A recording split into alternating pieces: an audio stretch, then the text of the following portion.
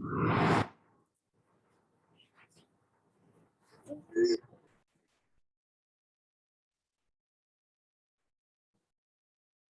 welcome everyone for the first episode of Career Fit Varsity, and today's topic is how to build a successful design engineering career.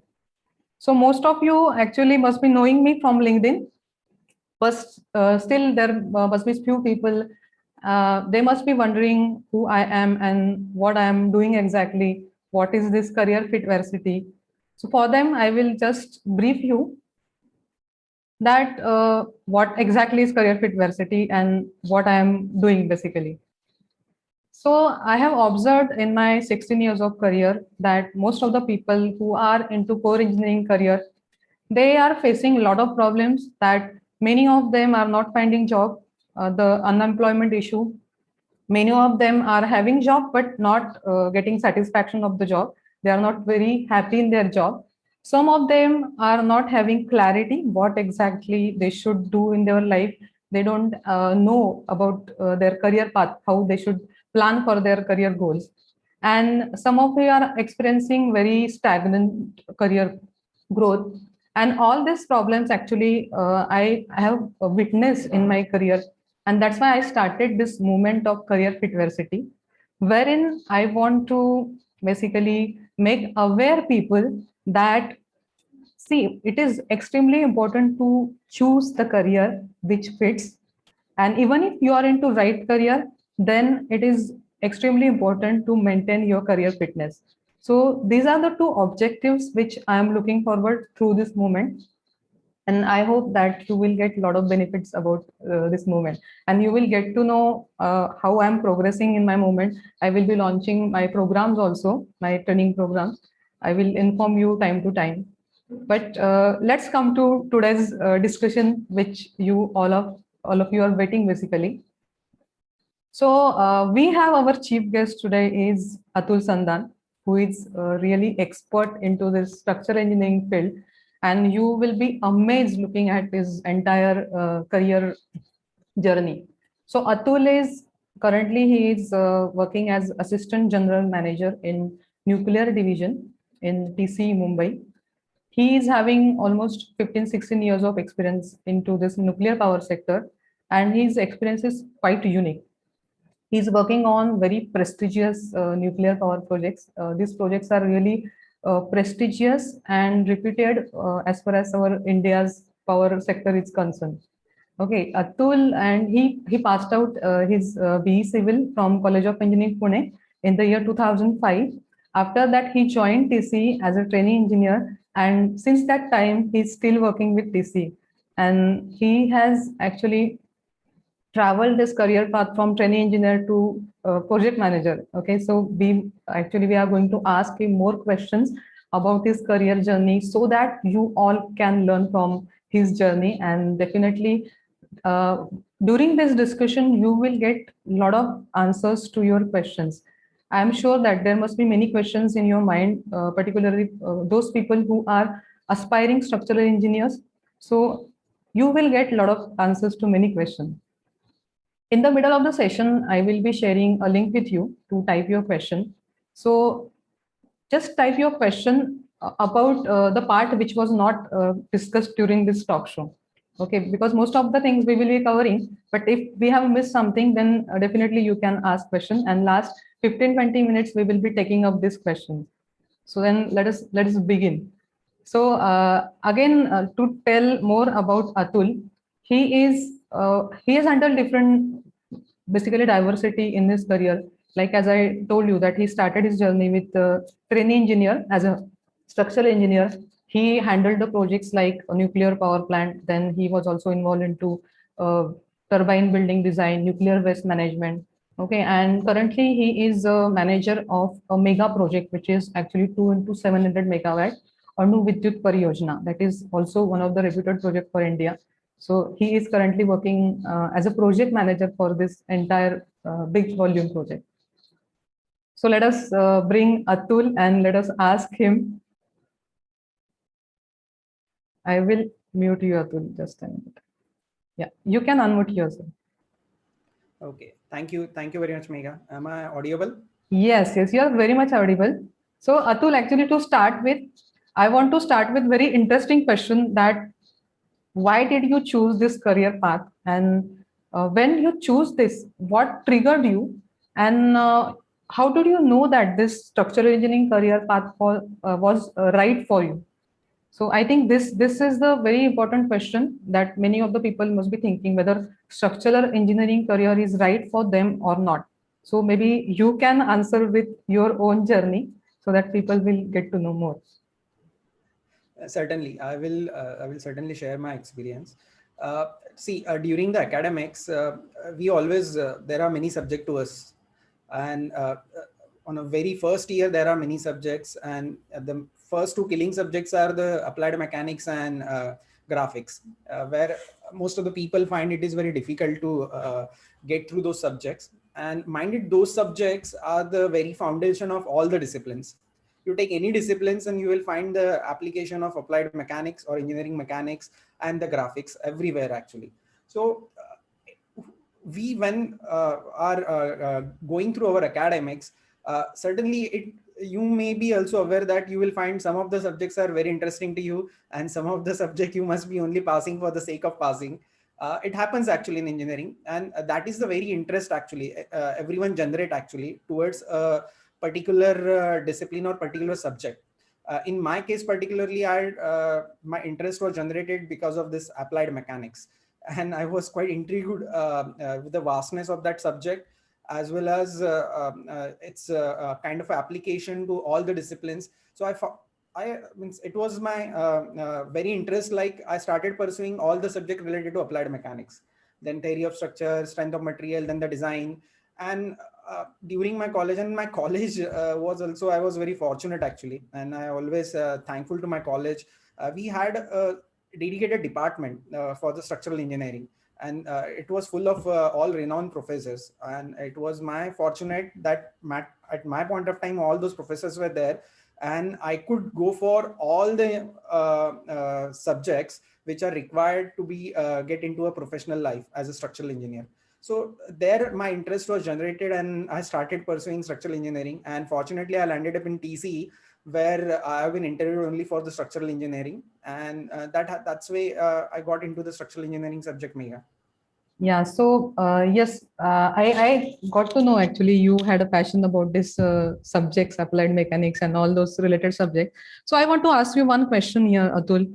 That can we say that people who really like these subjects, like applied mechanics or maybe theory of structure, strength of material, only those, not only they are passionate, but they also have the aptitude for these subjects. Only they should go for structural engineering. What's your opinion on this? Uh, it's a two-way opinion I will like to give to the young engineers. Uh, See, by the end of the year, by end of your graduation, you certainly start come to know that these are the subjects which interest you, and you may pursue your career in those particular subjects actually. So here to yourself, be true to yourself, and if you feel connect with structural engineering, or you may feel connect with the environmental, you may feel connect with the irrigation. There are many streams in civil engineering which can be pursued as a profession. So you hear to yourself, true to yourself, and then you decide that by doing the self-assessment that yes, I can pursue my career in structural engineering. Surely you should go for the structural engineering. Maybe you can directly get into a professional practice, or you may pursue higher studies by applying for GATE and then doing MTech or MS in the foreign universities. But be true to yourself. Are you connected with that subject? That you have to resonate yourself.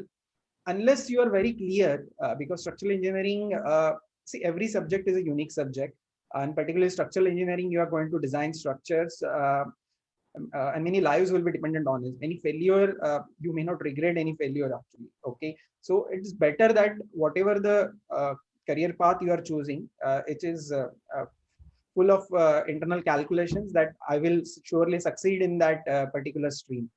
Okay, so just true to yourself and find connect with the subject, and then take those subject as a professional career for yourself. Right. I think that is very important advice to get connected with some subjects, and from there you can get some hint or cue in which direction you want to proceed in your career. So here there are many young engineers. So can you give them some advice as far as the career choice is concerned? Yeah, that I already spoken about is here yourself actually at the end of engineering. It depends upon individual actually. Okay, and you see your scorecard as well, and how sincerely you are prepared for each and every subject in every semester, and still you want to pursue, then I will say that you start doing a refreshing course for structural engineering right from the applied mechanics. Refer many other books like applied mechanics, Weir and Johnson is there, Nelson is there, many other books are there actually. You start referring, and particularly refer the how the theory has been applied. Okay, and that will give you the insight how the subjects can be really applied to the professional career. So if you really want to pursue, I will say just refresh all your subject, take a call, and then join a good organization where you will get the opportunity to learn the subject and continue your professional practice in structural engineering. Yeah. So I think those who want to pursue this career, there is no other way but to make your foundation very strong. And Atul has rightly pointed out that referring to these books, practicing a lot, you can actually build your foundation. And as he earlier also mentioned, that those who are not really keen for these subjects, they also need not worry, because there are many other branches like hydraulics, then transportation, construction management.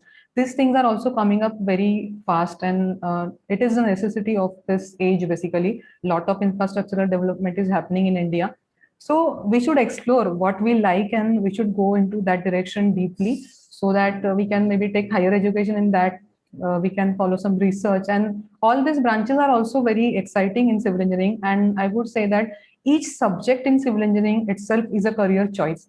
So just pay attention to which subject you are getting attached to, okay, attracted to, and from there you can find your career path choice. Okay, now coming back to you, Atul, again. Many of the people don't know about the career journey of structural engineer, particularly in the energy sector. Most of them don't know what is the role of structural engineer in energy sector, wherein it's not just designing of buildings like we do in residential or commercial sector, but it does a lot of other things also. So can you elaborate your journey of structural engineer, that how it look like basically, and your career path starting from trainee engineer to project manager? So how your roles kept on changing, and how was your journey basically?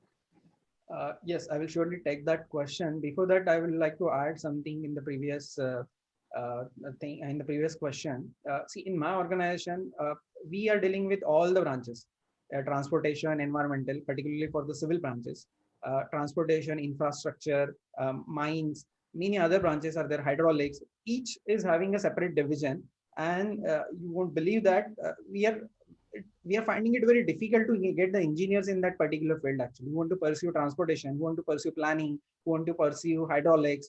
So those are also very the equal subjects actually, and you may also pursue them as a career path, and they are equally in demand in the industry. Only you have to develop yourself on those particular subject. Either you would do a higher education, and there are many organizations, they will I'm very sure that they will surely take you. Okay. So these things are also in demand. I think you mentioned this point, very crucial point is there, that people are thinking that there are no jobs available in market, and you are saying you are not finding people. So see, understand the gap here, that there are requirement, there are a lot of work is going to India, but organizations are not finding people who are employable, who are having right skills. So Correct. just mind this, develop right skills. Just observe the trend, what trend is coming into this economy and in our country, and accordingly choose that career, so you will get into job very easily. Yes, so we'll again move forward to you. We want to listen your career journey. Yes, Atul. Yeah, sure. So when I passed out, I happened to be part of a nuclear power division in Tata Consulting Engineers Limited, and that division was full of stalwarts, and those people used to write research paper. They were part of the BIS committees, and they were something on a different sky itself. And no one, no one assigned us the structural design job, which I aspired for actually. and we used to get all small designs or even petty jobs, or sometimes we have been assigned to our seniors to help them in all the things. All means all: xeroxing, printing, binding, making the reports, writing some para, anything actually, which can ease their work. And during training period, while doing all these petty works, uh, we got means, while doing that thing, we at least I'm thankful to myself that I opened my eyes, and we always try to see 360-degree insight, and what kind of deliverables as a professional organization they are dealing with, what is the way of working, what processes they are following, how many disciplines they are having, how those disciplines interact with each other. Okay, and to complete a particular design work, you need to collect the input from how many disciplines and how to validate that input. Many things actually. It's like a foundation for us while doing this petty work. Sometimes people take it like, I'm here, so I will start doing a design and everything. But TC was different actually. They used to test people by giving them all such kind of a work. Okay, and then during that period, we taken an opportunity because it was full of knowledge, TC, and particularly nuclear plant division means all the knowledge, all extreme engineering was happening at that part of time. And we used to go through the completed design document, drawings, professional designs, how they are done and documented. And we were at part of India's first 500 megawatt builder reactor. It was the first of its kind in India actually. And it gave a lot of insights in structural engineering, other disciplines, how the professional work is happening. So I felt like that it wasn't a waste. This 1 or 2 years, initial year of my career, I got a chance to learn many things actually from a scratch, which I may not have got the opportunity had been I started directly doing a design of any particular structure. So they gave me a complete 360-degree view that how the professional career should be. And minded, I've waited for around 2.5 years or 3 years. I remember when I got an first opportunity to design a complete structure from the scratch, and it was like after 2.5 years, but it was a good opportunity, and this is the way my career started folding in the initial year, Megha. Yeah. So Atul is telling us that he was amongst the stalwarts, but let me tell all of you that Atul is also stalwart. He has presented his research paper in International Conference of Structural Mechanics on this nuclear reactor. He is also doing a lot of things, I mean, out of the box things which usually people don't do. If particularly if they are in job, mostly research kind of people do this, but Atul is also a stalwart amongst us. And Atul, when you say that, when you told your incidents that you had to do some petty jobs, even I got reminded of something in my career when I joined one company. And initial days, that was basically structural steel design department. So there was a criteria that for the first month you have to check only the fabrication drawing, you know. And I was so irritated with that why they are telling me to check fabrication drawing. I want to do some design, I want to do stand models and all those things. But then I realized after 1 month that it was extremely helpful for me to understand how the detailing is. Otherwise, you know, this there will be checkers and there will be this draftsmen and modelers. Those will be modeling these things. But you as an engineer also should know some detailing part of it so that you can guide these people. So even I did this job and all this kind of job, rather this printing, xeroxing, everything, and that is part and parcel of engineering, I can say. But through which we can develop some other skills also. We get, as you rightly mentioned, that we get this 360-degree view of this entire industry. We get to know people, we get acquainted with project, we go through some drawings, and that is also interesting. So when you said that it took you 2 years to get a complete design project. So basically, I want to tell people here that who are into their early careers that be patient, that you will get some good things in coming months or years. Don't just expect that something phenomenal will come to you in the initial 1 year or 2 years. You have to show some patience, you have to show some skills so that you will attract such kind of opportunities and people will trust you, and then they will give you this entire design of building. So Atul, you said that 2 years you took, but what was that exactly after which you got recognition and people started recognizing you and they started giving you these full projects? Can you tell us something about it?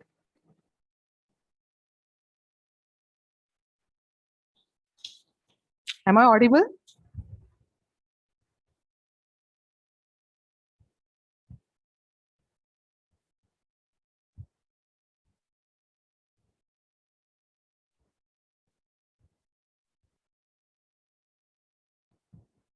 Am I audible?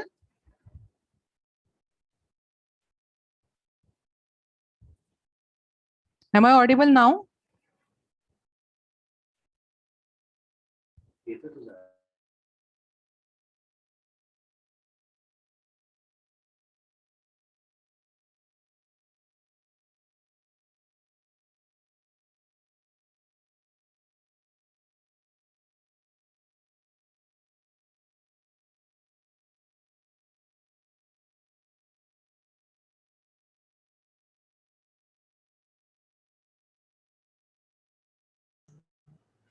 Thank you. I was not able to unmute myself.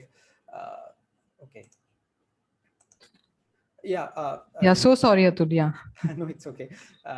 See, when I got that chance, I felt it was the only chance to showcase my abilities, and I really work hard to prove that I can take up a complete design right from the bottom to top for a building, including all its detailed design, drawings, and everything.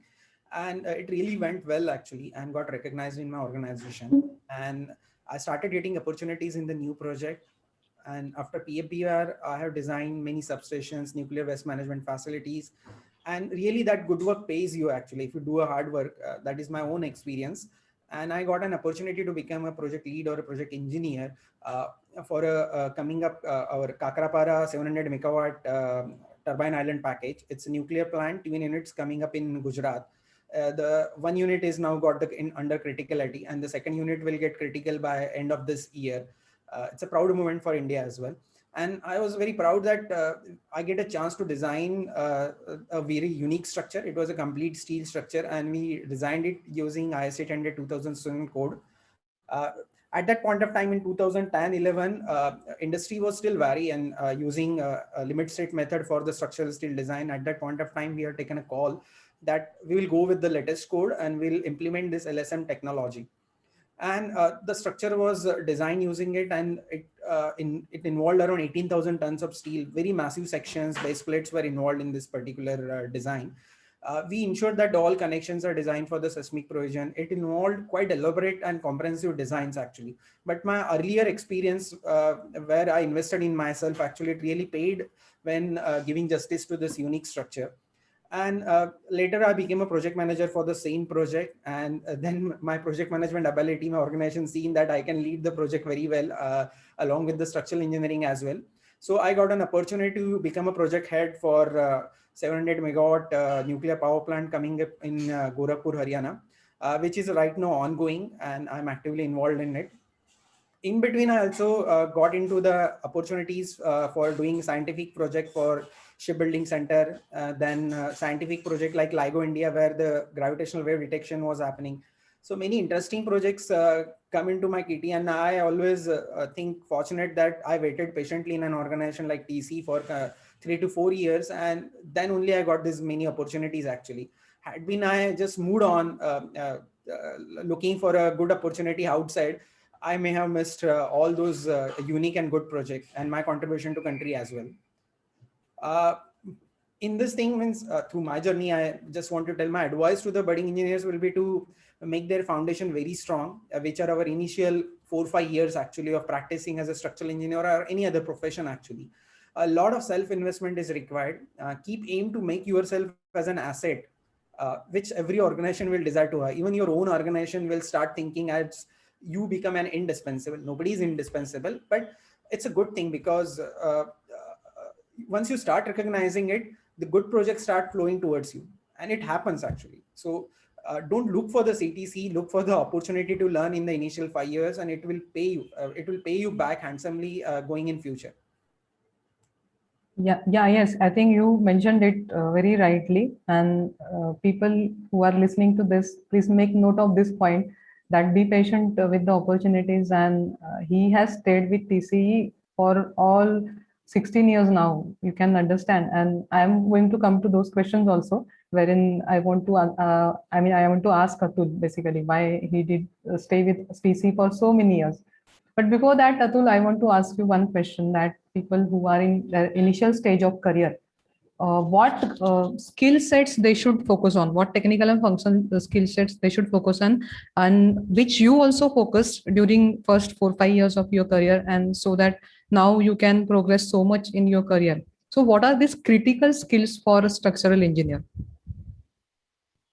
See, structural engineers are meant to do calculations actually, and they cannot rely upon any software or anything else. They can reduce their burden. They can reduce the complicated calculations in a small duration time. That can be helpful. But I used to do a lot of manual calculations and checks using spreadsheet to validate the design outcomes, as well as to validate the software itself before using that particular software. Somehow I never believed software outcomes unless I perform the manual calculations for it. Softwares are really helpful, but we should feed the inputs and we should validate the output in a very responsible manner, in a controlled manner. Okay, then only those softwares are blessings for us.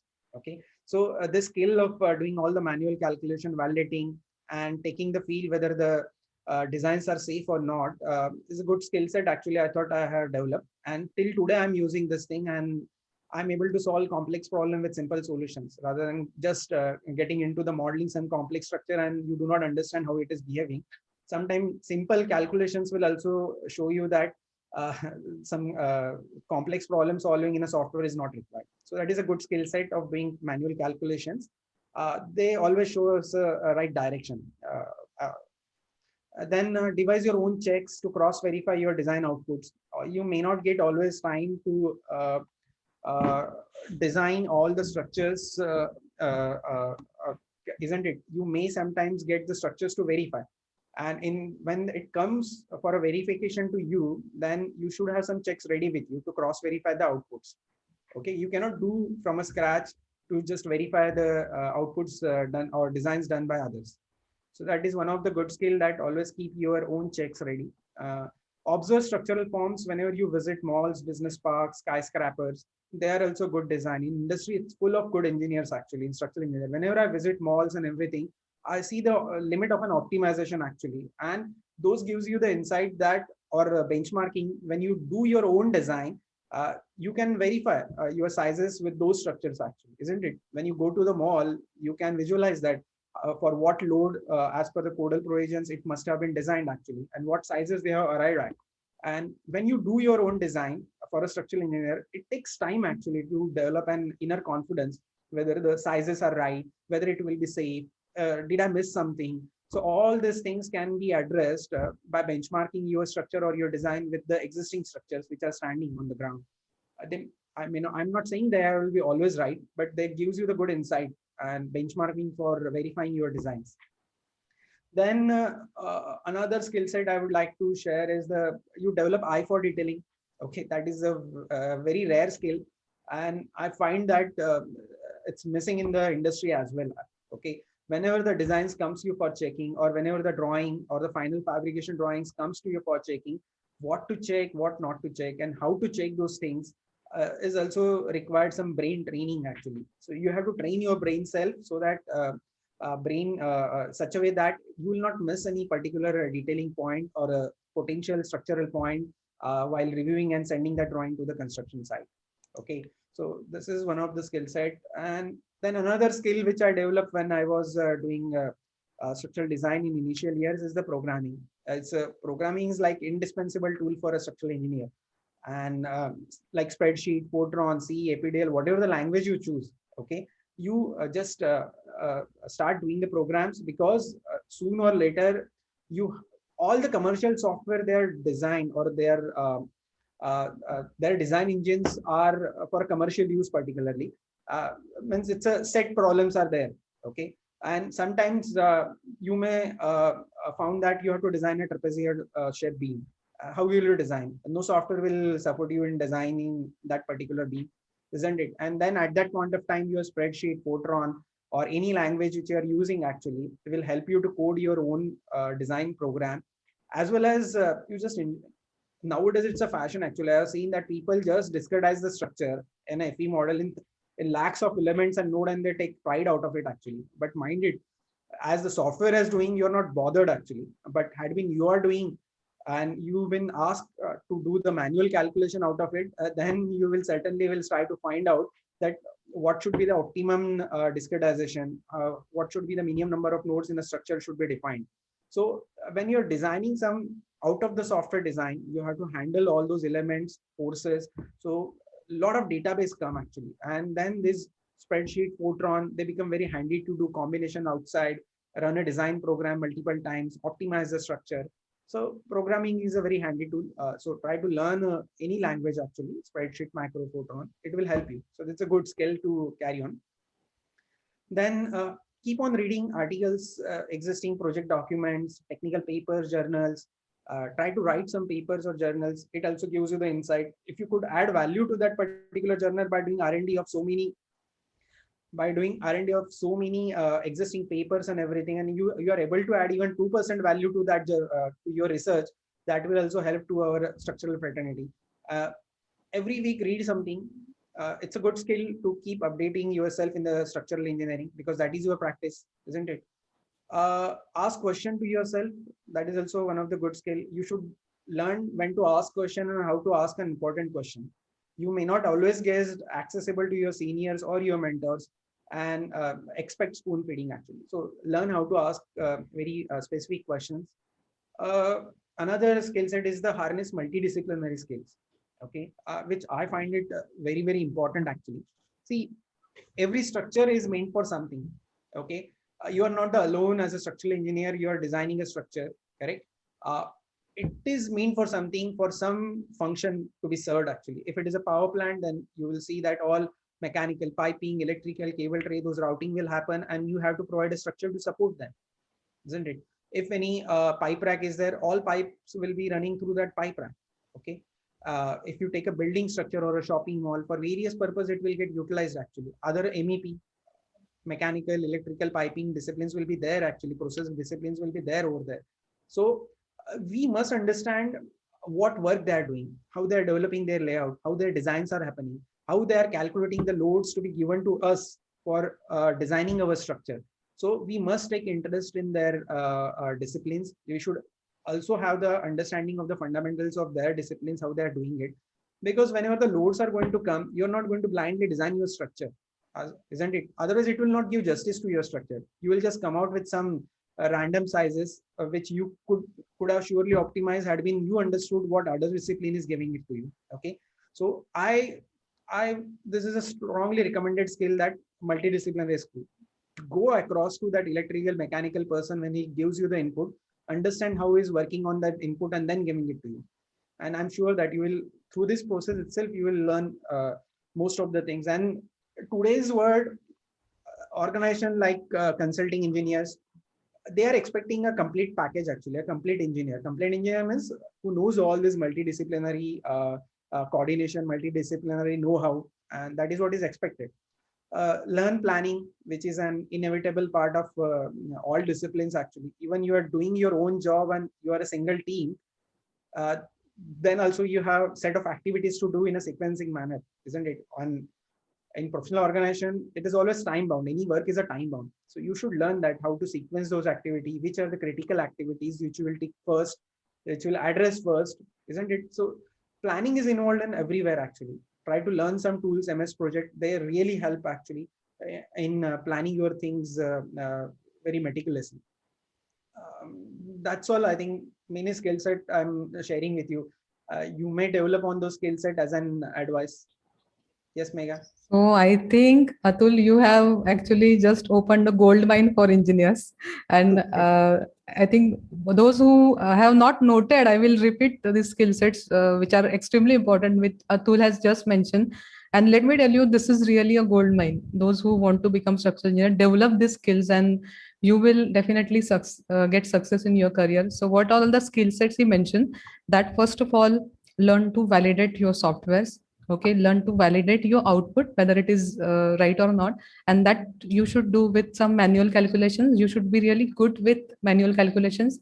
Then get feel of the structure sizes, maybe by observing whenever you're visiting some places, malls and some structures, you should observe these structures to get feel of the sizes and the load.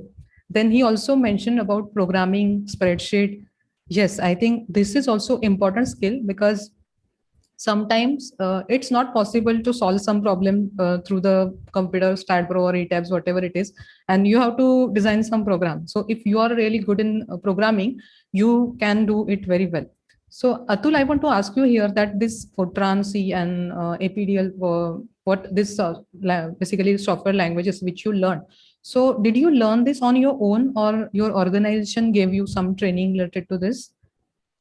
Not at all, actually. See, organization will give you the soft skills training, okay, but your core discipline, nobody will give you the training. They will expect that you are already pro into your subjects. So these languages, we already have all this languages during our academics itself, okay. So we have to develop ourselves, and as an engineer, it is very easy task for us actually, because logically or analytically we are already sound, we are trained accordingly. So picking up these languages won't take time actually, and you learn any languages, the, the kind of a basic structure, it remains the same. Once you learn a single programming language, with some efforts you will be able to take over the other language as well. Yeah, very true.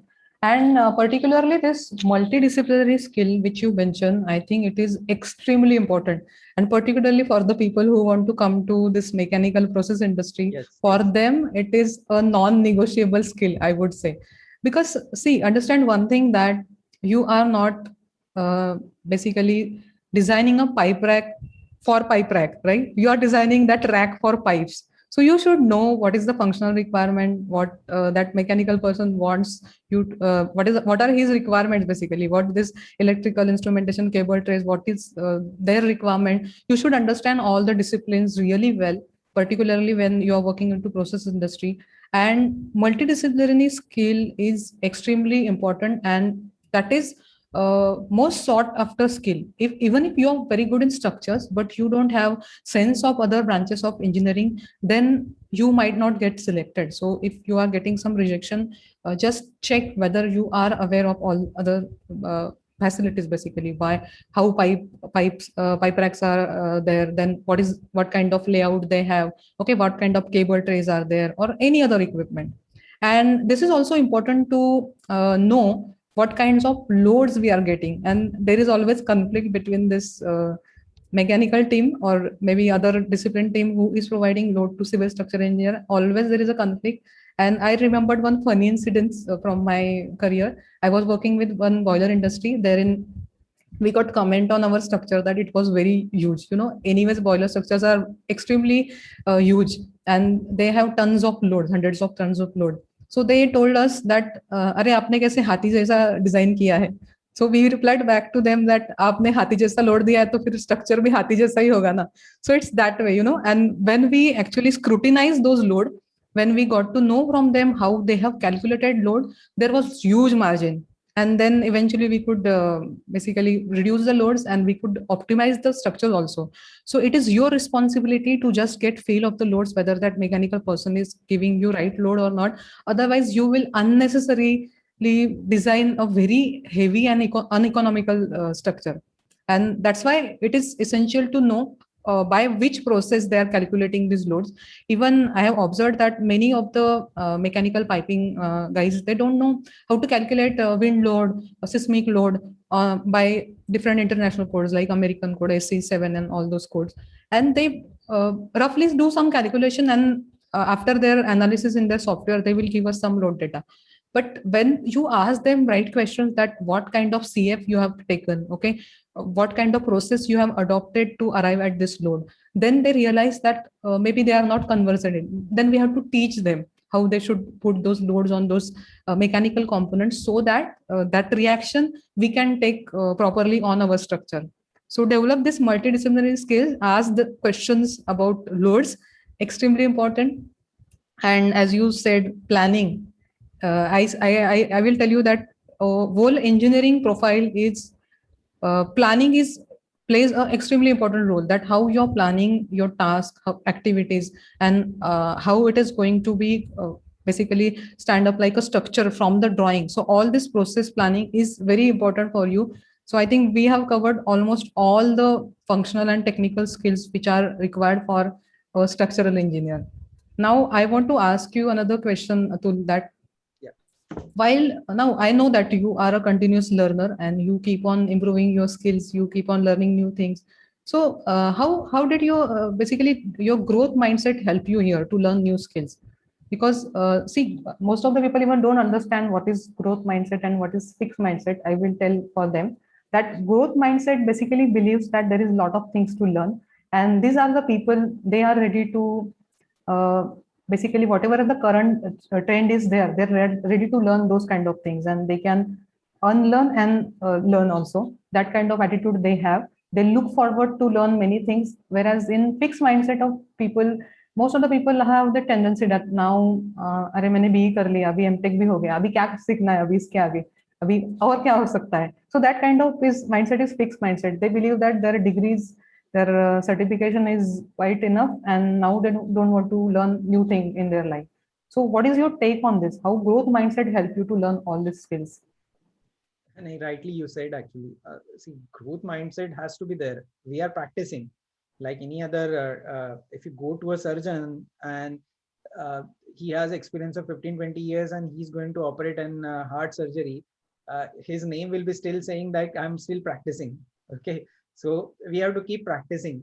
The structural engineering also, it's a same subject, and all the skills which I explained or which we have learned during our engineering or we are implementing in our professional life, they are all perishable skills. If you're not going to update them, service them regularly, yeah, soon you will find yourself outdated. Like any other profession, you're practicing structural design over lifetime. So unless you keep raising your bar every year on year, stagnation is inevitable for you, and you will find that you are outdated. So you must have this learning mindset. And I know it is not easy task, but that is what the growth mindset is. Correct. Some tips from my side I can give it to you. I can share it with I myself is following to keep the my growth profile moving forward to take up the new roles. Uh, if you do not have your L&D, learning and development plan, okay, in a Excel, okay, if it is not there with your Excel or in a writing form, then make it ready right now only. Okay, ask question to yourself where you want to see yourself in next 3 to 4 years. What skill set will be required at that point of time, and how will you acquire them? Do not hesitate to spend on your own development, actually, time, money, as well as whatever is required, actually, because this is your professional career, actually. Okay, and every time you're going to face new challenges, and you have to be sure that you are in a position to take up all the challenges without any hesitation. uh, and this growth mindset, you can put it down on the Excel sheet or a spreadsheet, and keep small targets, actually, which are trackable. Actually, don't keep some very subjective and target which you will not be able to measurable in time. Then it is not a fun, actually. Okay, so better to have a small targets trackable. So when every month, if you complete a particular target, it gives you the sense of happiness or sense of completion that you are moving forward in your career. So that gives you the growth mindset. Do self appraisal every year to understand your knowledge well, and also plan out if any additional knowledge or what should you should venture in the coming up year. Make a plan at that point of time itself, like any other companies do that way, isn't it? They balance sheet, they keep updating every month, actually, what are their assets, correct, how much they have earned. So it's like our knowledge balancer, we have to keep updating every month, isn't it? It will help, I'm very sure, actually, that it will help. Okay, and be true to yourself. Understand what you know and what you don't know. Okay, what you know you have to improve upon, what you don't know you have to start learning new. You have to start finding opportunities where you can learn those new things. uh, then also try to see around you in the industry what others are doing which you cannot do. Okay, just put it down as an area of learning or area of development. Try to learn from the others, because we cannot have all the knowledge with us, isn't it? Every person is unique, every engineer is unique around you, and you will find that he has some unique skill which you are not having. So try to understand what unique that other person is having, and if you wish to have that thing, put it in your plan and start working on it. Develop persuasion and negotiation skills. They are very, very important, because you are going to see require those skills throughout your career. So it is better. Interpersonal skill, you are full of people around you, correct? You do a complex design and you're not able to articulate or present that design when you go to a regulatory body or to your client, then it is of no use, isn't it? So develop interpersonal skills to work around with people around you. Expand your professional network, and I think this is the very important point in today's world. Actually, you should have a professional network. Our professor used to have a good network. I have seen the practicing engineer which are now aged more than 50. Actually, they have a very good nectar of structural engineering. They will participate into institute of structural engineer, or they will go into a forums where they will present the paper. At that point of time, whatever the means were available, they used to explore those means to grow their professional network. Nowadays it is very easy. Actually, you have to grow your professional network either through LinkedIn or through whatever the means you want. Actually, growing network, see, nowadays LinkedIn doesn't mean that you just add that person in your contact list and that is your network has been grown. Actually, a network also need a servicing, isn't it? See, suppose one person in my network who is an excellent piping engineer, okay, and tomorrow I am facing one problem in my particular work, I have to approach them, but I should know in first place that such person exists in my network and I'm interacting with him, at least say hi, or if I'm appreciating his post or I'm adding value to his post, I'm discussing with him, then only the professional network will go. Actually, okay, it is a give and take. So if it is not there right now, you start developing your professional network. So uh, these are the things I can advise, give it to young engineer Megha. Yeah, I think you have covered almost all the skills, but even I would like to highlight these two skills specifically because I feel that engineers are lacking in these skills apart from their functional skill. And that you rightly mentioned that this negotiation and persuasion skill, many engineers are not good at it, and because and that's why they lack basically to collaborate people. Interpersonal skills is also one of that, and even the network skill. I mean, I can take a lecture on this particular skill, that how to network with people. And when I see on LinkedIn that people are just sending the connection request, they are just connecting with people. I'm not saying that's bad, but one thing you should understand is network, as Atul has also rightly mentioned, that there should be some advantage also, right? So when you are connecting with someone, whether you are getting engaged with that person's content or not, whether you are commenting on that or not, okay, whether you are creating some value or some content from your side or not, that matters a lot, and that basically develops a good network of people. And here many engineers lack very badly. I'm sorry to say this, but many engineers in India, they lack a lot. And I can actually I want to take some sessions on this particular topic, that I want to make aware all these engineers, to make aware about developing a professional network on LinkedIn, why creating content on LinkedIn in their domain is extremely important, so that they will fetch some good people. That obviously, if Atul is writing something good, definitely I would get attracted to his post, that yes, he has written something good article, let me check what it is. And that's how I will develop a connection with him. That's how I will feel why having him in my connection is important. But instead of doing that, what people are doing, mostly job seekers, they are just sending some request and they are asking for jobs. Not asking, some people are literally begging for jobs on LinkedIn. I know that situation is tough, I completely agree with that. But do you think that organization would like to take such people who are just asking and just showing their pretty face in front of the world? I think that's not the right approach. Instead, what you can do, you can just start posting something which you are good at. And let me tell you that employers nowadays, they are observing you on LinkedIn. Okay, they are seeing to whom you are connected, how you are commenting on someone's post. They are observing all these things. Most of the recruiters on LinkedIn, and LinkedIn is going to be gold mine for job seekers, I tell you, if utilized properly. But if some people are not even available on LinkedIn, I have pushed so many people to come on LinkedIn. They were not there, even though they were searching for the job. So that's another story itself, which I might cover in another session.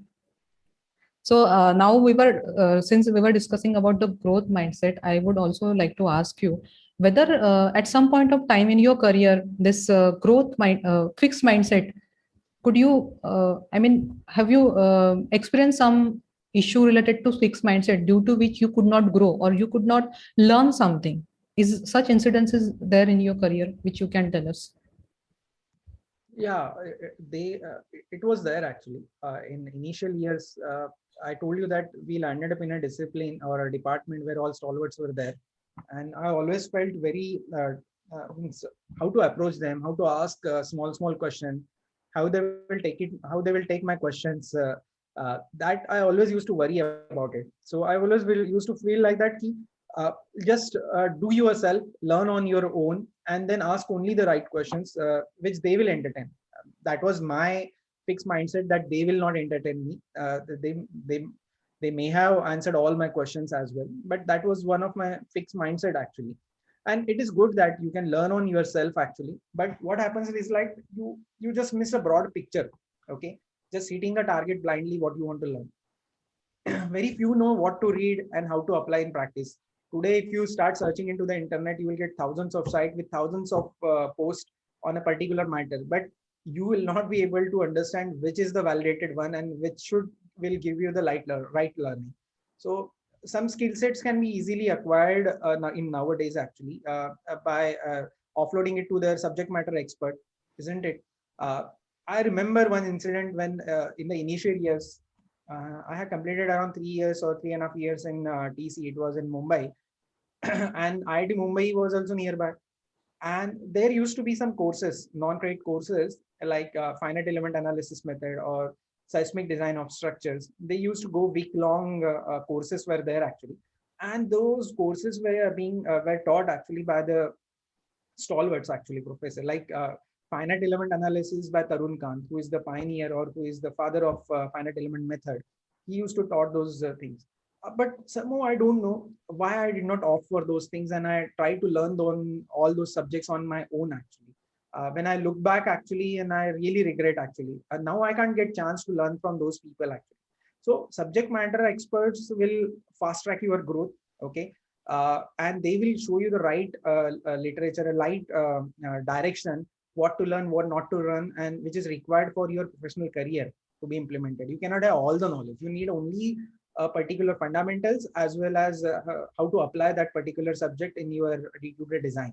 So, so there I had a fixed mindset actually, and at that time it costed nothing actually, 6,500 rupees for a week actually. I don't know why I was thinking at that point of time. It was not the money, but somehow I never gone for those courses and still regret. Had been I have taken those courses, many years I would have been saved learning on my own actually.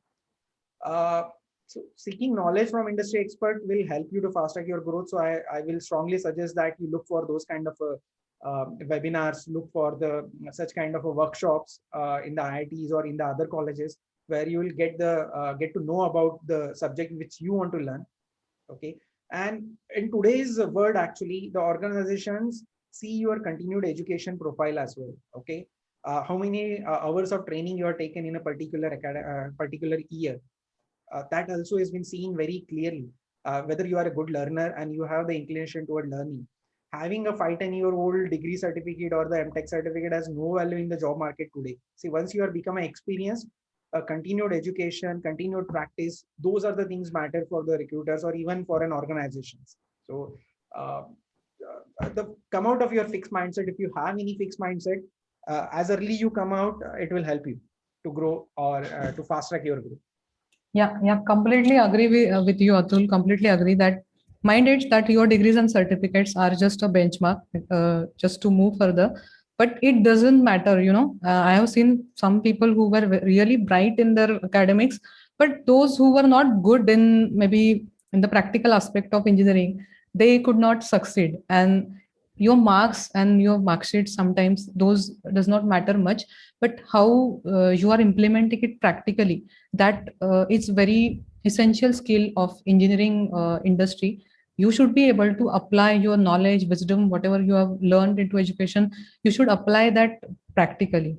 And as you rightly mentioned, Atul, that due to your experience that you could not invest, now you can understand from this experience what Atul just shared, that see that he could not pay to that particular FEM course, but what he is paying today, he's paying cost of ignorance. I think he would agree to me that he's paying cost of ignorance. He must be, and I could see from his tone that he's repenting why he could not invest into that course. And not only Atul, even I was like that, and most of us are like that. We don't invest in ourselves. We feel that no, अरे हम लोग खुद से सीख लेंगे, like that kind of thing. But let me tell you, time matters a lot. You will, if you're trying to learn on your own, I'm not saying that you will not learn, but you will miss that important time. You will miss that cost of opportunity basically, and that is huge.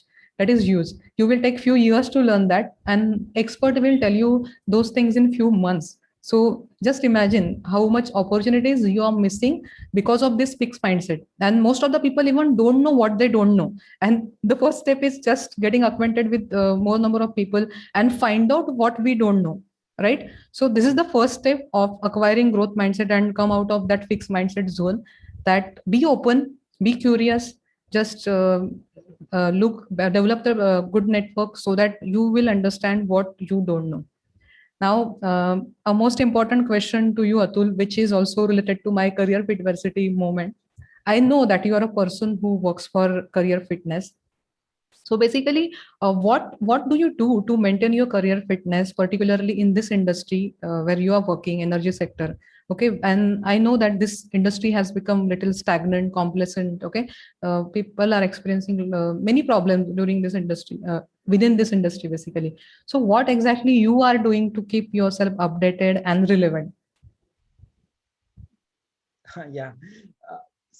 We spoke about a growth plan. Okay. And I give you some advice actually, maintain your growth plan actually. So you have to maintain your growth plan and what skill sets are required over the period of time actually. Your 5-year experience, your skill sets will be different. When you are going to become a 10-year experience, then your skill set will be different, your function will be different, your role will be different. So in advance, you have to make yourself ready actually to take up those opportunities. So that is a career fitness which we talk it about actually. So you should not feel frustration when that opportunity comes knocking your door and you feel that you cannot give justice. Okay, an organization gives that opportunity, or if you are a entrepreneur or the professional who was practicing in the market and some kind of a unique job comes to you and you say, okay, we cannot do that design, it's not right actually, isn't it? So career fitness is the vision actually, isn't it? Where you want to see yourself and keep growing yourself every year on year, every month and month by practicing structural engineering. So I keep my growth fitness or the career fitness plan very me to stay relevant for my all future assignments. It gives me confidence to take any assignment my organization offers to take up in coming future, isn't it? And coming back to the another question, you said core engineering industries are becoming stagnant and complacent. I will put another opinion actually. The industry has become very very demanding. Okay, they are somewhere else actually, and why not? Okay, technologies like 3D 4D are making the project time shorter. A nuclear plant, we used to design 15 years. Tarapur we designed in 15 years. Kakrapara we took 10 years, and now Gorakhpur we have to do it in 5 years, and we are doing it in 5 years. Why it was happened actually? Because of the technology. And engineer must adapt to this new way of working using 4D and 3D and 4D tools.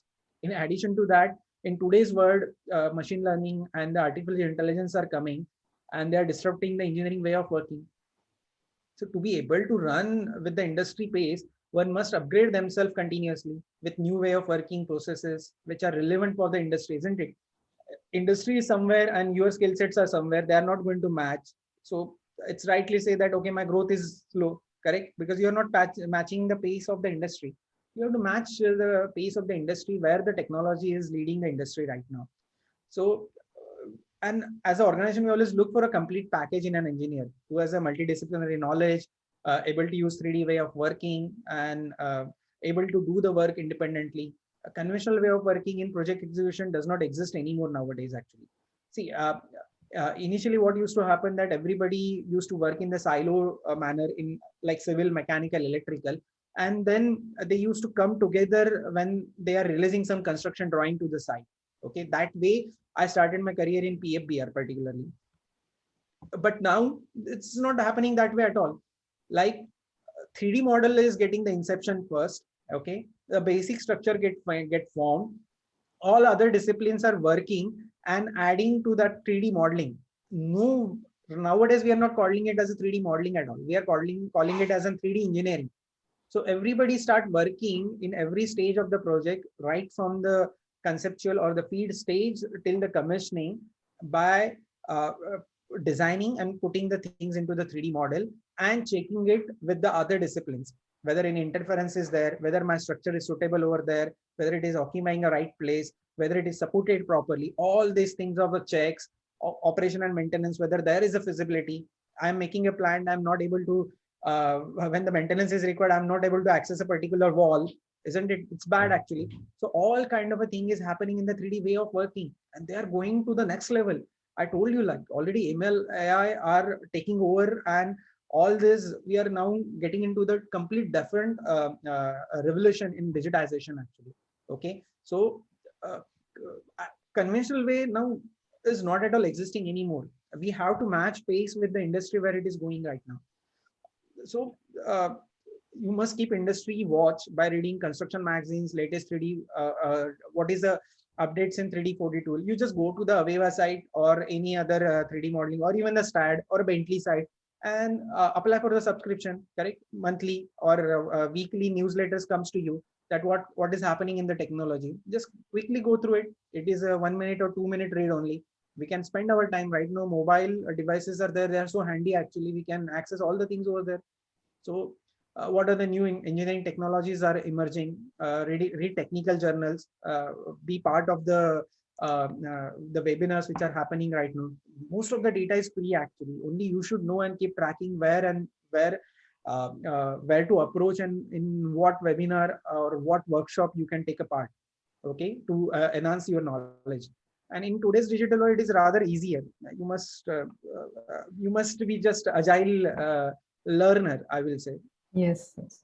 Yeah, yes, that's a very good way of actually updating yourself. And I can't agree with you more on this, because see, there are a lot of technological things are happening, and this artificial intelligence and robotics, and even there are drones are going to be used in construction. So we shouldn't be surprised that if it is coming very soon. And even this VR, AR, that basically virtual reality and this augmented reality, all these things are going to change the course of industry.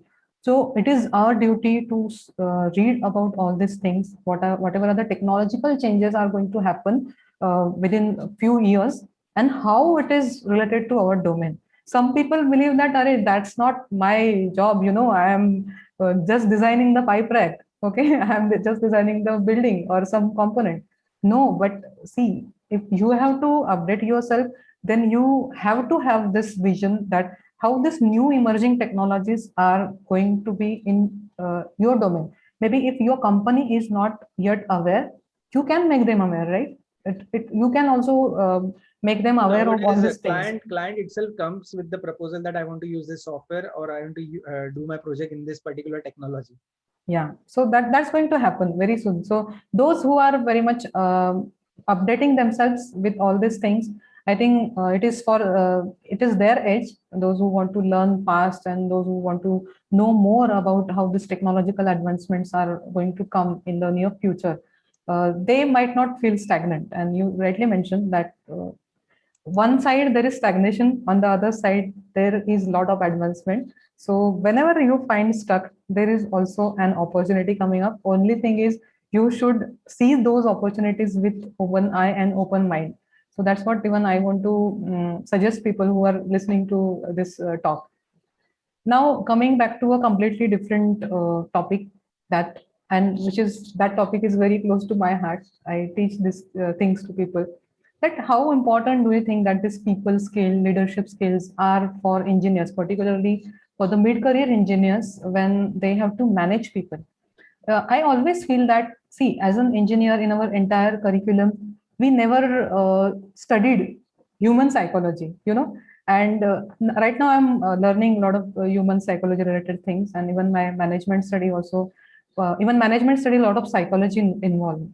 So basically we understand humans properly, but otherwise engineers don't take some specific time to understand humans. Whereas on the other side, they are managing teams, they are dealing with people. Okay, so how important do you think this people skills or leadership skills are for engineers? They are very, very important actually. I mean, if you want to grow in your career, these are inevitable actually. You are full of people around you, and daily you have to interact with people. Their roles, around you may be changing actually. Some may be your colleagues, some may be from the other disciplines, some may be your boss, some may be your client. They are the stakeholder around you, isn't it? So sooner or later you have to interact with them. Sometimes you need something from them, sometimes you have to give something to them. So many things are there. So this is a very important skill, and inherently every person is having those skills actually. Some people are having those skills in a very dominant way, no doubt about it, and they may be becoming politician as well. But today if you ask about the engineering consultants who provide services from concept to commissioning, they expect engineers to take up the higher roles quite early, and expectation is the mixed role. You must have the engineering domain knowledge as well as project management skills or the people skill as well. And the people or the engineers who exhibit the skills quite early, they find many good opportunities to move fast in the hierarchical ladder of an organization. And what do you think actually? I have to ask you the question that, are you going to do the design for lifetime from a scratch every time? The answer is no actually. If you are going to be an organization, even you are practitioner, independent practitioner in the industry as well, isn't it? Today you are executing instructions given by someone, but tomorrow you will have to give the instructions how to do in particular things. Today you may be working with few people, tomorrow you may have to work or you have to manage many people in an organization. Okay, so this leadership skills are very, very important actually, isn't it? Tomorrow your today's design knowledge experiences are going to put you in a decision making situation. Okay, still you are using the structural engineering knowledge, but that will help you to take certain decisions actually, which an organization at that senior post expects from you. Okay, so this will differentiate from you from the others going forward, your leadership skill actually. Okay, and today you must inculcate ability to perform as a team member. I found that there are many differences actually. Structures person thinks that he is doing a fine job. Mechanical person in a team thinks that he is only doing the fine jobs and others are doing just the routine job actually. And sometimes I find that lack of respect for the other discipline or the other team member also doing the project. Okay, we both are required actually, like mechanical structural engineer, they cannot work without them actually. They need each other's supports actually. And to become a leader, first step is to become a good team member. Here people skill, interpersonal skill, influencing skills are important. You most, and in your organization, if you grow your network, isn't it, it is going to help you at all, isn't it? You need something, somebody will always pitch in for you and will help you. Okay, when people who will be your advocate rather than making your enemies actually, they will be your advocate to the organization, to the senior management, to the client, and in the industry, isn't it? So this is a subtle advice which I want to give it to you. If you right now become a team member, if you want to be a good leader going ahead in future. And I think this is very prudent. I mean, if there are, say, 10 people working in a department and all of them are having good functional and technical skills, but the one person who is having this leadership abilities, people skill, he mingles with the people, he can actually he has very good interpersonal skills. That person with this special ability, he grows faster. And we have seen that even research shows that it is based on the functional skill, it is only 15%, but other skills are contribute almost 85% to your growth. You have to have all these skills: leadership, communication skill, then interpersonal skills, and as you earlier mentioned, that persuasion and negotiation skill. You should be able to influence the other person, right? Because if you have some idea, if you cannot put that idea on table properly, if nobody is listening to you, then what's the use of that great idea, right? So Yes. With this skill, actually you can elevate very fast. No doubt that technical skills are a must, but I think these skills help you to grow really fast in your career. So Atul, I want to ask you that did you take extra efforts to develop these skills, or you just learn it on the way? what do you think, that you should take extra efforts, or these skills can be learned just like that? Yes, yes, certainly. Nothing comes free without taking extra effort, isn't it?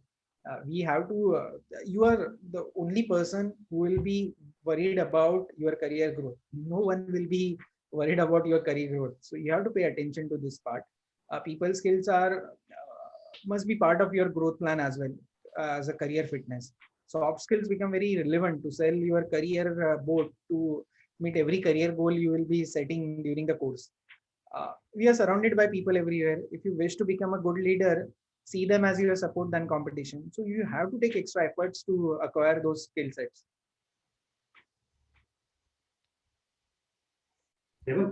Yeah, so I think to become a high performer, these skills are extremely important. Otherwise, you always be a person who is designing, and as you rightly mentioned, that for our entire career we cannot become someone who is just designing and who is not collaborating with people, right?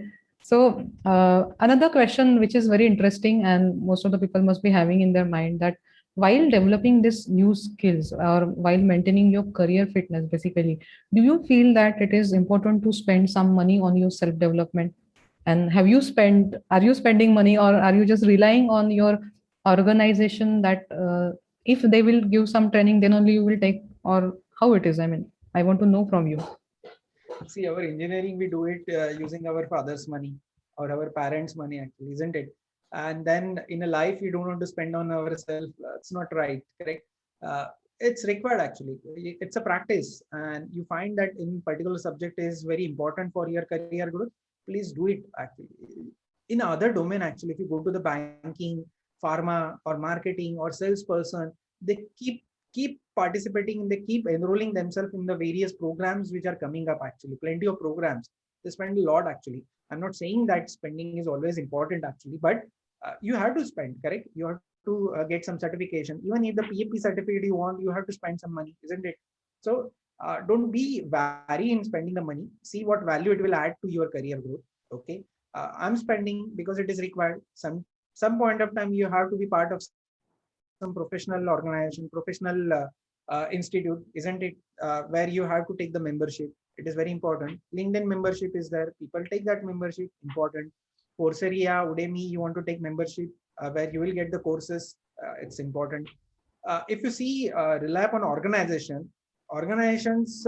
L&D requirements which they plan for their employees. They are considering the business case, business requirements, or what kind of a business they are going to get into the future. So they will never match your growth plan. So particularly you only have to work on your growth plan and start investing. And relevant, you should actually, I mean, sir, it's a very obvious, I will say it is an obvious requirement, actually, isn't it? And follow golden SIP rule for like a mutual fund. It is there. Slowly invest in yourself, isn't it? And you will get the compounded capital growth down the line 5-6 years. Right. I think the investment done on yourself, your self development, it may be technical or any other aspect also. That is the best investment which you can do in life. Because see, money what you are putting into bank account, that's not going to grow, right? But if you made right investment at right time, definitely your thinking will be different. You will go to next level of awareness, and due to that improved awareness, you can make better choices, and these better choices which will lead to better results in your career or in your life.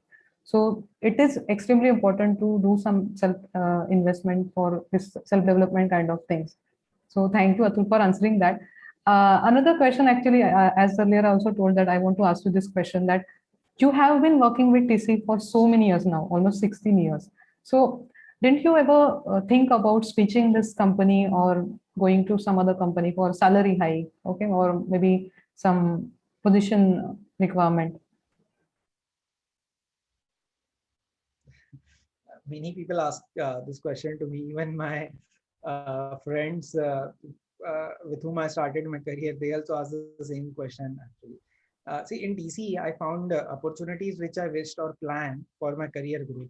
Every time I got a good opportunity, and I felt that if I go outside, I may not get that kind of opportunity. Now, just imagine I got an opportunity to lead a complete engineering of a nuclear power plant. I don't think so that had been I jumped to some other company, I would have got that opportunity actually. And sometime, at least in my own opinion, actually, our own growth plan, my own growth plan always kept me relevant in my organization as well as in the industry. So, uh, so that's why I have never thought of leaving TC till I'm getting a good opportunities over here. Of course, as per my career growth plan, which is helping me to grow my career, I will not leave TC. Uh, and as you again ask one thing, actually salary hike actually, and there I would like to share something actually, my insight. Many people use career growth and the salary growth in a synonymous manner actually. The salary is growing, the career is growing. Not all actually, even not I'm accusing any participants as well, no one, but I have got that feel that people consider it as an synonymous term actually.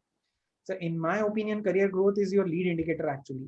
If you're working on your career plan, your overall progress, the monetary rewards will be outcome of that. Okay, those will be your lag indicators actually, like your salary and everything. What your companies are offering to you, looking at your knowledge, that will be the outcome actually. But the thing which you should actively working is your career growth, your career fitness plan, what new things you are learning. Both are important. Salary is important, your career growth is also important, but one must know uh, how to give importance to each of the element actually. Okay, and if you're in an organization and you are not finding any conducive environment over there aligned with your growth plan or your, then switching is one of the options actually. Just don't switch merely for the salaries. That will be my advice. Yeah, so related to this question, actually, what do you think is this most, problematic area for mid-career people, and why they feel this slow growth in their mid-career? I think it is something, it is related to the switching jobs very frequently. So, what do you think about this? See, merely switching for salary hike is called job hopping in the industry. In engineering, job hoppers are the first who face the mid-career crisis actually, and I will tell you the reason for that as well. Their growth is mostly inorganic, their salary growth. Okay, and while recruiting, we always look for the complete project experience than experience only in the part of the project life cycle. See, a project life cycle starts conception, feed stage, your detailed design stage, construction drawing stage, and then the commissioning stage, and then the post support to the OPEX during the operation to the project. So this is a project life cycle actually. Okay, and any engineering project usually requires at least 1 year, 2 year for getting completed, isn't it? And if people are switching their jobs continuously, they will be always part of that project. They may be always experienced either in the feed or into the design, detailed design. They may not have the complete broader picture that how the project engineering need to be done. Okay, so this is a different set of quality actually, which I found in very resume, where they ensure like that I have to put one completed project on my name.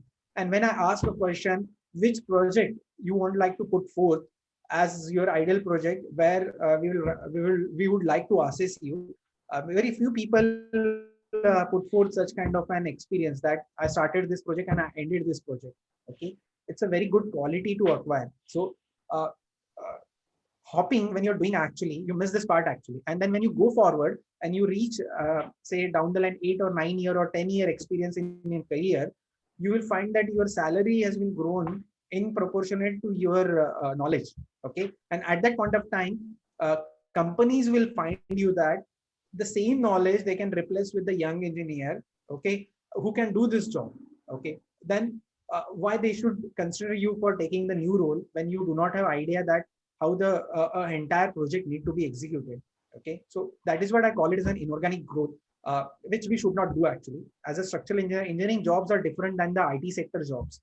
In engineering job, this hopping is not a good thing actually. You will not become an asset. Okay, and you should be working by making yourself as an asset, so company will desire to have you in their company and to run a project. Yeah, I think this is very crucial point which you have said, that experiencing a complete project cycle, that is a must for at least for the people who are in this core sector, because starting from feed stage and to the commissioning stage, there are numerous challenges basically which we experience. Even if we have just released the drawings, there are many other things which happens on site, and through which we learn a lot, and that is actual learning. Designing and repetition of these models in STAD, I think that's not a learning. But while commissioning, while erection, lot of challenges we face, and we learn many things from this overall execution part of it. So it is essential to complete the complete project cycle, whatever it is. It may be 1 year, or maybe for some big project it is also even 2 to 3 years, right? So I think 3 years to 4 years could be an ideal period to stay with one organization, so that you can complete at least one project, you get some hands-on knowledge, that how this project started, and what were the challenges, and how you could finish that. So this is essential to understand. Otherwise, just hopping after few months just for salary hike, then such kind of profiles will land up in problem in their mid career, and that's how most of the people are experiencing right now. So that was very crucial point which Atul bring in here. And so Atul, how would you define career growth in one single line, if I want to ask you? In one single line, I will attempt. Okay. Yeah. Career growth is a continuous process for me. Okay, in which you grow. As you are growing, actually, you must unlearn some of the things, learn something new things you must learn, and relearn to ensure that your knowledge is updated and you stay relevant with the time. Yeah, that's true actually. Yes, this unlearn, learn, and relearn. This is actually mantra, I can say, that which everyone of us should follow, because this is the requirement of this age. Basically, we have to do this. And now, since you are in energy sector, most of the audience must be curious that what are the job opportunities for energy sector, because many people in thermal power plant, I can see that it's a dying sector and there are no job opportunities. But at least what are the areas which are upcoming in energy sector? Okay, I will just give you the brief idea which are the sectors are there. One is the energy sector, which comprises of all power industry. Infrastructure sector is there, where all infrastructures like road, bridges. In that infrastructure itself, there are many divisions in between: urban, then sewage, then water, hydro, smart cities, town planning, architectural. Those are the part of the infrastructure division. Then there is a chemical and hydrocarbon division is also there. Petroleum, where oil and gas industry is resides. Their working is different. Then mining is there. Mining has a different set of expertise is required for handling material. So various sectors are there actually in the industry, and in our company, all the sectors exist.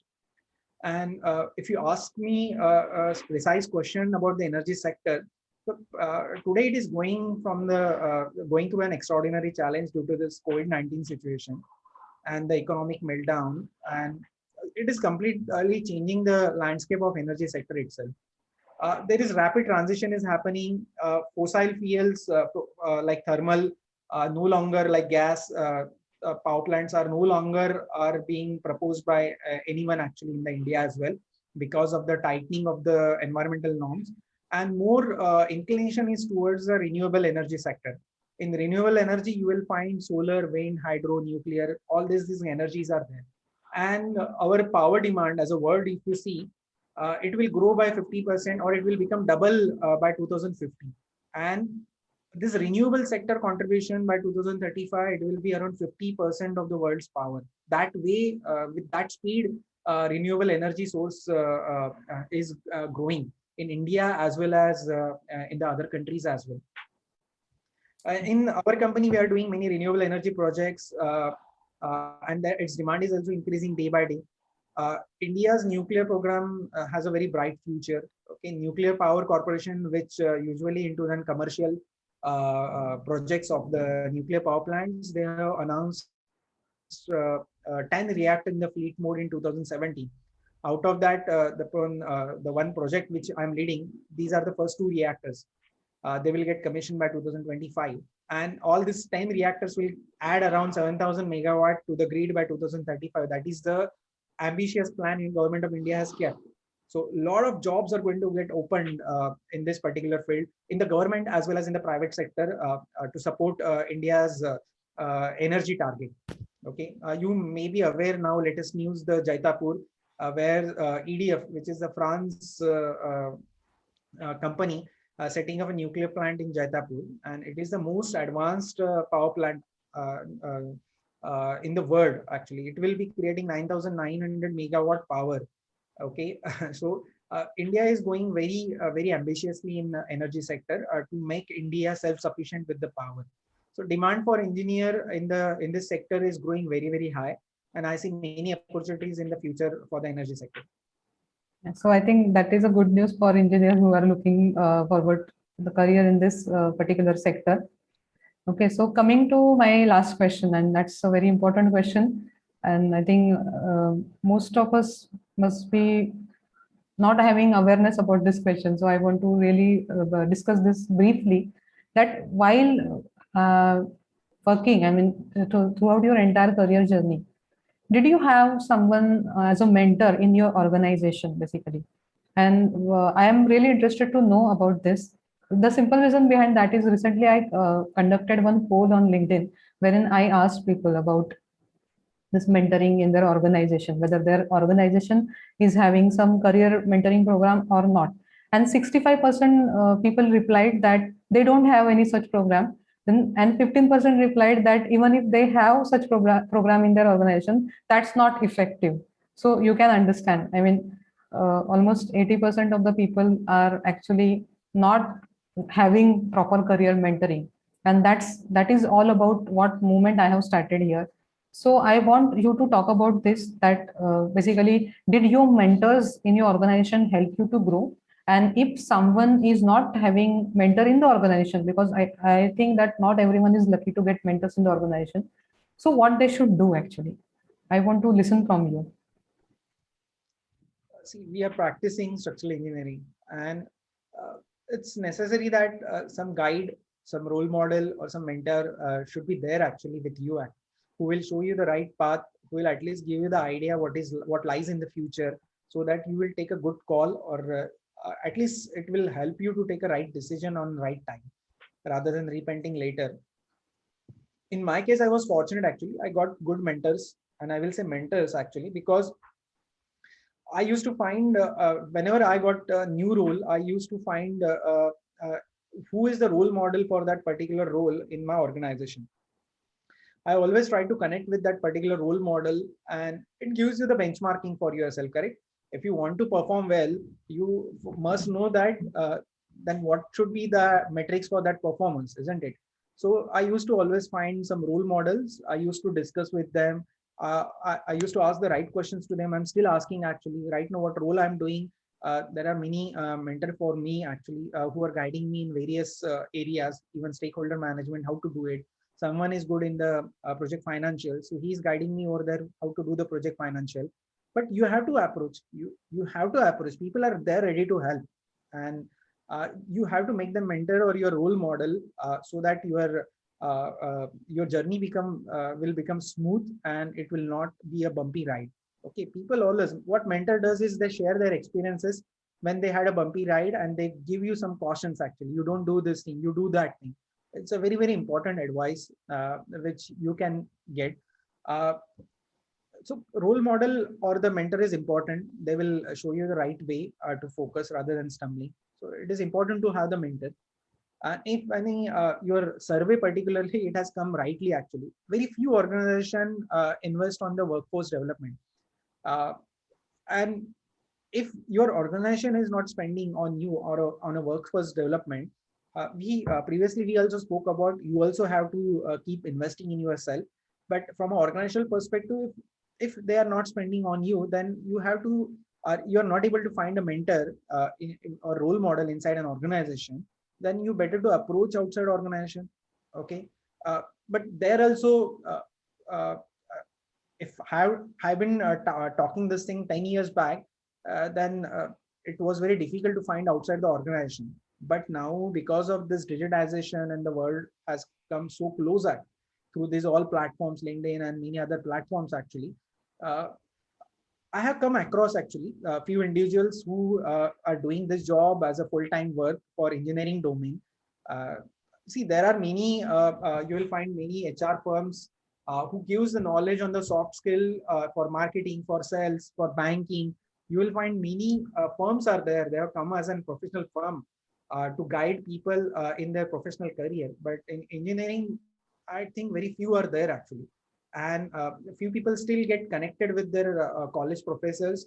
That is a good thing as well. They also give you the right direction, and what you are doing is a career fitness varsity is also one of them, wherein you have a one-to-one meeting with the professionals. It's a very unique thing which you are doing, and I think you should continue that thing, because engineers needs direction actually. When I see them, when I meet them, I find sometimes they need some proper direction. And thanks for today's opportunity. I can share my views with them, so that at least what mistakes we did, they can at least find the right path and the right growth mindset, so that they will not have a bumpy ride over there, isn't it? And LinkedIn also, I think there is a platform wherein you seek advice from the industry expert by messaging them and connecting them.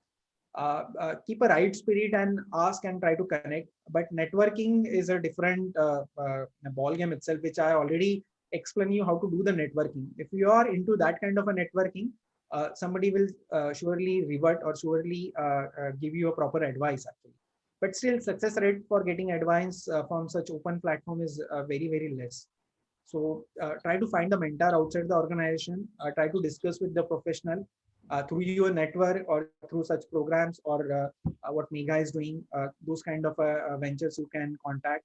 But certainly you need to work on your professional network from very beginning. If you're not doing right now, you start doing it. Okay, so that you can approach them wherever you seek the expert advice, isn't it? Yeah, and I think network, you rightly mentioned that while networking, you should always look for the win-win situation. If you are only looking for your advantage, then nobody is going to get, nobody would like to connect with you. Obviously, you should think about something wherein you can also help the other person and that person can also help you, right? And this is where people lack. They just go into the mode of asking and asking, but they don't want to give something. So I think this is where networking skills come into picture, where you should learn these skills properly so that you can network with more people. And yes, definitely, Atul, thank you so much for appreciating me for this my career fit varsity movement, and I'm really looking forward that I can guide more people with my knowledge and wisdom, and not only technical skills. I think what I have observed that apart from technical skills, there are too many things to which engineers can focus right now. There are some technical skills which you can learn very fast, right? You can learn in few months, few days also. But some things come through wisdom, some things come through attending some programs, and lot of awareness, improved awareness, and all these things I want to teach to people, which I have been working on myself since 2 years right now. I'm working on my self development. I'm learning many things, many new skills apart from my technical skills, and I'm looking forward to teach these skills to engineers. Okay, and I hope that everyone found this session really helpful. So I just quickly want to take few questions which I have received. I think I will take some of the question, like while working in the industry, how can we get growing? We see many people who are excellent in job, but their growth is stuck at one place. So how can we get out of the stagnant growth trap? Any suggestion? So I can answer this question actually. This is what I want to teach people, that see, even though people don't understand that your expertise and skills is not everything. Let me tell you very frankly and very bluntly, because I have seen such people who were really excellent in their work, but they were not able to create the influence. And that was the reason they were lacking in their growth. There is one saying in Hindi, maybe due to that you will get this clarity more, that jungle mein mor nacha kisne dekha. So even if you are very talented, but people don't know that you are talented. What's the use of it, right? So you should develop this ability to create right influence at right time and with right people.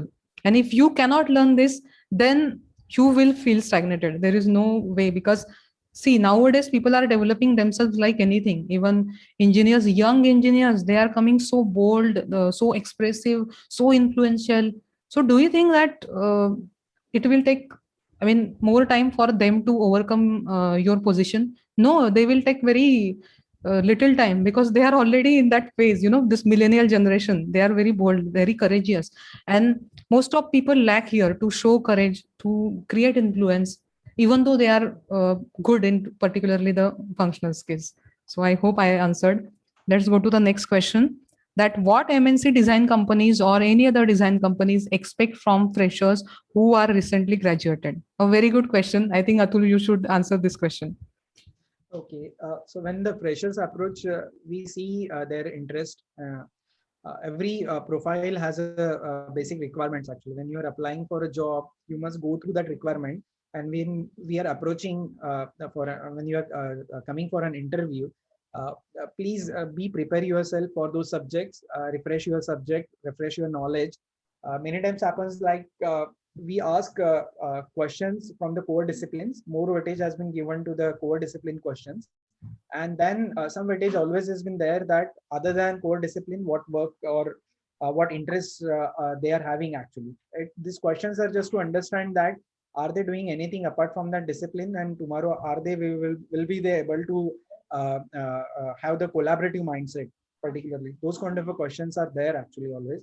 So for a fresher, they should prepare themselves with the fundamentals. They should go through the job profile, and they should attend the interviews with confidence.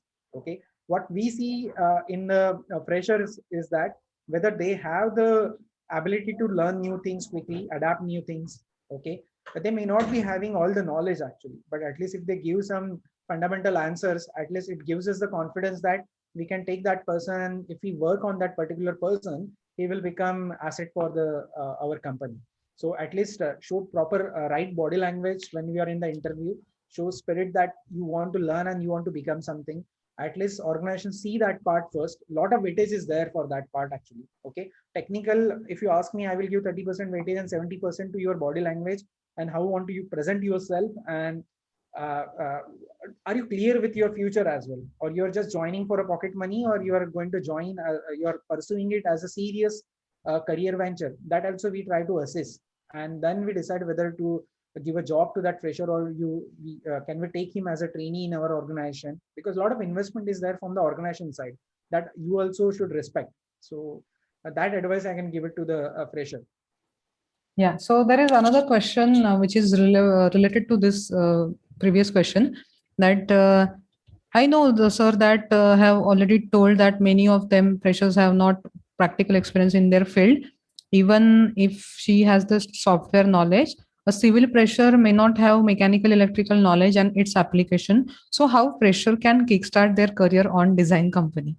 So on the very first day, we are not going to ask you about the multidisciplinary skills. Yeah. So more focus will be on your core discipline only. This multidisciplinary skill set, the kind of organization you are venturing into it, as per that organization, you have to learn the skill sets. Okay, over the growth actually.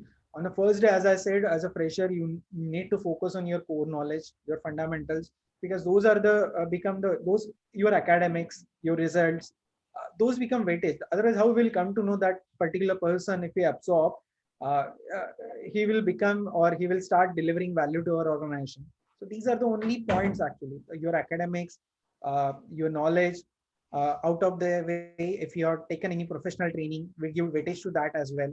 Okay, but this multidisciplinary skill set, these are, you can get hold of them as you start getting into your professional career, not immediately as a fresher. Right. Maybe for your next job switching, those skills will help you.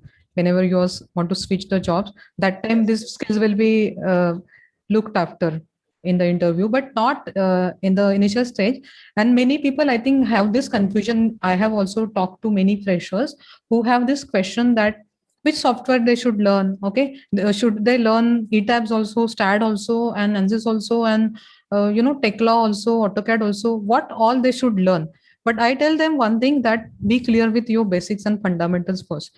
No one expects you to be proficient with the software, right?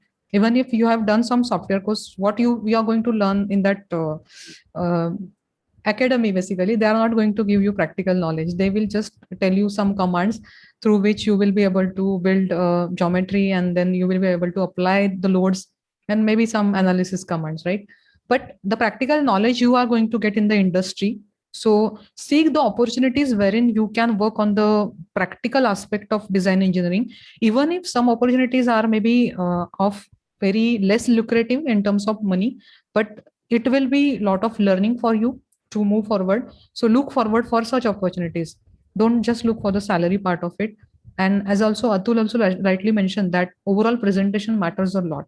So first thing you need to focus on is your confidence.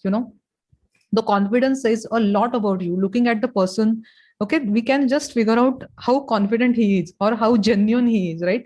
So all these things matters a lot. How you're thinking, what is your thinking process, what kind of clarity is there in your thought process. So people who are recruiting, when I was part of this interview panel in my previous organization, and I also seek for all these characteristics first compared to the technical skills. And yes, coming to technical skills, yes, we seek for some technical skills.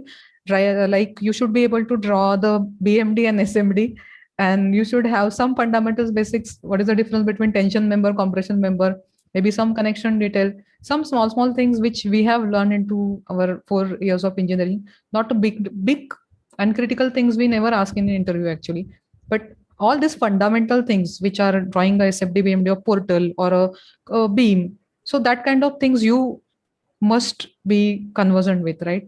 And if you want to become structural engineer, then these are the must skills, and you should get hands-on on this. So I think we are already over time, and it's almost 12:14. So I hope all the participants, if I can request you to just switch off, switch on your video. Can you do that? I will just take a snap. Every one of you. Can you switch on your videos?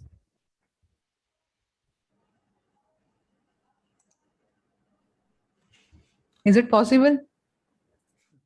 May not be, I think. Okay, no problem. So Amrut is there. Okay, at least those who are present, I will take a snap. Hello, Amrut. How are you?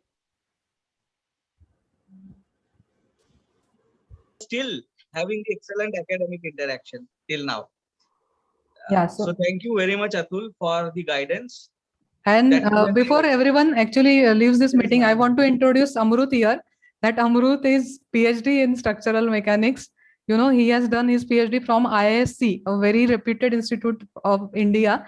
It is even, above IIT, I would say. And we have this stalwart also amongst us. And I am also looking forward to call him in this program. So stay tuned.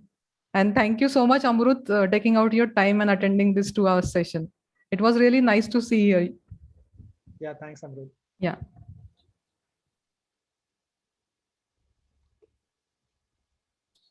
Okay, then chalo, I'm ending this meeting right now. Okay, Yeah, mate. thank you. Yeah, bye-bye.